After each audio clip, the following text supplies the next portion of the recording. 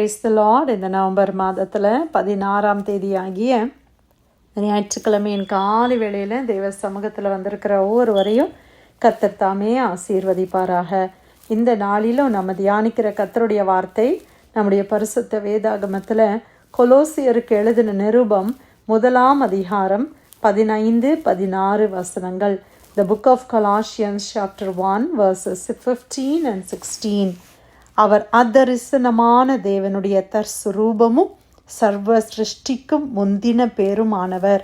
ஏனென்றால் அவருக்குள் சகலமும் சிருஷ்டிக்கப்பட்டது, பரலோகத்தில் உள்ளவைகளும் பூலோகத்தில் உள்ளவைகளுமாகிய காணப்படுகிறவைகளும் காணப்படாதவைகளுமான சகல வஸ்துக்களும், சிங்காசனங்களானாலும் கர்த்தர்த்துவங்களானாலும் துரைத்தனங்களானாலும் அதிகாரங்களானாலும் சகலமும் அவரை கொண்டும் அவருக்கு என்றும் சிருஷ்டிக்கப்பட்டது. அல்லேலூயா. கர்த்தருடைய அருமையான இந்த வார்த்தைக்காக இந்த காலை வேளையில் நம்ம தேவனை ஸ்தோத்திரிக்கலாம். ஆண்டவராகிய இயேசு கிறிஸ்துவை குறித்து சொல்லப்பட்ட வசனத்தை நாம் தியானிக்கிறோம். இயேசு எப்படிப்பட்டவராம்? அதரிசனமான தேவனுடைய தற்சுரூபம். பிதாவாகிய தேவனை பார்க்க ஒருவராலும் கூடாது என்று நாம் அறிந்திருக்கிறோம். தேவாதி தேவன் அவர் மகிமையில் இருக்கிறார். அவரை பார்க்கிறவர்களால் அவங்க உயிரோடு இருக்க முடியாது என்பதை பழைய ஏற்பாட்டில் நம்ம வாசிக்கிறோம். மோசே கூட ஆண்டவரை நான் பார்க்கணும் அப்படின்னு சொல்லும் பொழுது தேவன் நம்ம எல்லாருக்கும் தெரிந்த பின்புறத்தை மாத்திரம் காட்டினார் என்று பார்க்கிறோம். கண்மலையின் வெடிப்பில் வைத்து அவருடைய மூமெண்ட்ஸை மோசையால் பார்க்க முடிந்ததுன்னு சொல்லி நம்ம பார்க்குறோம். அந்த தேவாதி தேவனுடைய இமேஜ் தான் ஆண்டவராகிய இயேசு கிறிஸ்து. Hallelujah. He is the image of the invisible God. ஆண்டவர் தரிசனமான தேவன், பார்க்கக்கூடாத தேவன். ஆனால் இயேசு கிறிஸ்து அவருடைய இமேஜில் ஆண்டவர் கடந்து வந்தாங்க. இன்றைக்கி ஒரு குழந்தை பிறக்குதுன்னா உடனே அந்த பிள்ளையை பார்த்து நம்ம என்ன சொல்கிறோம்? அப்படியே அப்பா மாதிரியே இருக்கிறான், அம்மா மாதிரியே இருக்கிறான் அப்படின்னு சொல்லி நம்ம சொல்கிறோம் இல்லையா? அது அப்பா இல்லை, ஆனால் அப்பாவுடைய அந்த சாயலை அவர்கள் உடையவர்களாய் வருகிறார்கள். அதே போல தான் இயேசு கிறிஸ்து அவர் பிதாவாகிய தேவனுடைய சொரூபமாய் தற்சுரூபமாய் கடந்து வந்தார். அவர் சர்வ சிருஷ்டிக்கும் முந்தின பேரானவர். He is the first born. இயேசு கிறிஸ்து யாரு? He is the first born of God. Amen. Hallelujah. அந்த ஃபர்ஸ்ட் பார்னாக இருந்த ஆண்டவராகிய இயேசு கிறிஸ்து அவருடைய அந்த புத்திர சுவிகாரத்தை என்ன செய்தார்? நம்ம எல்லாருக்கும் கொடுத்தபடினால தான் இன்னைக்கு நம்ம எல்லாம் தேவனை அப்பான்னு கூப்பிடுகிறோம். அல்லேலூயா. ஆண்டவர் இயேசுவுக்கு மாத்திரம்தான் அந்த உரிமை இருந்தது, அந்த அதிகாரம் காணப்பட்டது. ஆனால் கிறிஸ்து மூலமாக இன்னைக்கு நம்ம எல்லாருக்கும் அந்த புத்திர சுவிகாரத்தின் ஆவி கொடுக்கப்பட்டு இருக்கிறது. நம்ம எல்லாரும் இன்னைக்கு தேவனுடைய பிள்ளைகளாக மாறிவிட்டோம். ஹல்லேலூயா. தேவாதி தேவனுடைய பிள்ளைகளாய் நம்மை இயேசு கிறிஸ்து மாற்றினார். அவர் ஏனென்றால் அவருக்குள் சகலமும் சிருஷ்டிக்கப்பட்டது. இயேசு கிறிஸ்துவுக்குள்ளதான் சகலமும் சிருஷ்டிக்கப்பட்டது. பரலோகத்தில் உள்ளவைகளும் பூலோகத்தில் உள்ளவைகளுமாகிய காணப்படுகிறவைகளும் காணப்படாதவைகளுமான எல்லா பூமியில் நம்ம பார்க்காதது, வானத்தில் நம்ம பார்க்காதவைகள் எல்லாம் இயேசு கிறிஸ்துவினால் சிருஷ்டிக்கப்பட்டது. அது என்னெல்லாம் சொல்லி பார்க்கும்போது ஒரு சின்ன எக்ஸாம்பிள், ஒரு லிஸ்ட் கொடுக்குறாங்க.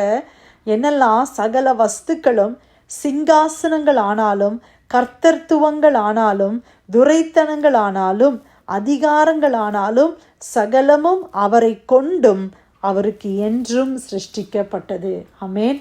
எல்லாமே துரைத்தனங்கள், அதிகாரங்கள், எல்லா சிங்காசனங்கள் எல்லாம் இயேசு கிறிஸ்துவுக்காய் சிருஷ்டிக்கப்பட்டது. இயேசு கிறிஸ்துவை கொண்டு சிருஷ்டிக்கப்பட்டது. சிருஷ்டித்தவரே இயேசு தான்.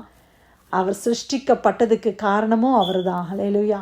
அவர் தனக்காக அதையெல்லாம் சிருஷ்டித்தார் என்று பார்க்கிறோம். அப்போது நம்ம ஆண்டவராகிய இயேசு கிறிஸ்து எவ்வளவு எப்பேற்பட்டவர் என்பதை இந்த 2 வசனங்கள் மூலமாக நம்ம தியானிக்க முடிகிறது. அவர் எவ்வளோ வல்லமை நிறைந்தவர், எவ்வளோ பெரிய தேவன். ஆனால் அந்த தேவன் நமக்காக இந்த பூமியில் ஒரு மனித உருவம் எடுத்து கடந்து வந்து உங்களுக்காகவும் எனக்காகவும் ஒரு மனிதனை போல் அவருக்கு பசி இருந்துச்சு, தாகம் இருந்துச்சு, வலினா என்னன்னு தெரியும். அப்படியான எல்லா விதமான மனிதர்கள் கடந்து போகிற எல்லா பாதையிலையும் அவர் கடந்து போய் நமக்காக தன்னுடைய ஜீவனையே கொடுத்தார். ஹல்லேலூயா. அப்பா, தேவன் நம்ம மேலே எவ்வளோ அன்பு வைத்திருப்பாங்க இல்லையா? ஏசு நம்ம மேலே எவ்வளோ அன்பாக இருக்கிறாங்க. அவர் ஏன் அதெல்லாம் விட்டுட்டு வரணும்? யோசித்து பாருங்க. எல்லாமே அவருடையது தான், அவருக்காக சிருஷ்டிக்கப்பட்டது. இந்த பூமியெல்லாம் அவருக்காக சிருஷ்டிக்கப்பட்டவைகள். ஆனால் இந்த பூமியில் ஆண்டவர் பிறக்கிறதுக்கு கூட இடம் இல்லைன்னு சொல்லி நம்ம பார்க்குறோம். யாருமே அவர் ஏற்றுக்கொள்ளலைன்னு சொல்லி பார்க்குறோம். அந்த அளவாய் தன்னை தாழ்த்தினாரே. எதற்காக பிரியமானவர்களே? அந்த அளவாய் உங்களையும் என்னையும் அவர் நேசிக்கிறதுனால அல்லவா? அதற்காக கர்த்தரை ஸ்தோத்திரிக்கலாமா? எவ்வளோ பெரிய தேவன், நமக்காக எவ்வளோ தாழ்வில் இறங்கி வந்தார் தேவன். ஆமேன். இன்னைக்கு நம்ம இருதயத்தில் வாசம் பண்ண விரும்புகிற தேவன். இந்த இயேசு நம்மக்கிட்ட கேட்குறதெல்லாம் நம்முடைய பொண்ணையோ வெள்ளியையோ அல்ல. அது எல்லாம் அவர் படைத்தது, அவருடையது, எல்லாம் அவருடையது. இன்றைக்கி ஆண்டவர் நம்மக்கிட்ட அவனுடைய காரை கொடுன்னு கேட்குறாங்களா? இல்லை உன்னோட தங்க நகையை கொண்டு வந்து என்னுடைய பெட்டியில், என்னுடைய உண்டியலில் போடுன்னு சொல்கிறாங்களா? அப்போ தான் நான் உன்னை ஆசீர்வதிப்பேன் அப்படின்னு சொல்கிறாங்களா? இல்லையே. ஆண்டவர் எதையுமே நம்மக்கிட்ட கேட்கலையே. நான் உன்னுடைய இருதயத்தில் வாசம் பண்ணலாமா? உன் இருதயத்தில் எனக்கு நீ இடம் கொடுப்பியான்னு கேட்குறாங்களே. அந்த ஆண்டவருக்கு நம்மளுடைய வாழ்க்கையை அப்படியே கொடுக்கலாமா? அந்த ஆண்டவரை பார்த்து, ஆண்டவரே நான் உங்களை நேசிக்கிறேனப்பா, நீ எவ்வளவான மகிமை பொருந்திய தேவன், எங்களுக்காக எல்லாவற்றையும் விட்டு வந்தீரே, உமக்கு ஸ்தோத்திரம்னு சொல்லுவோம்மா.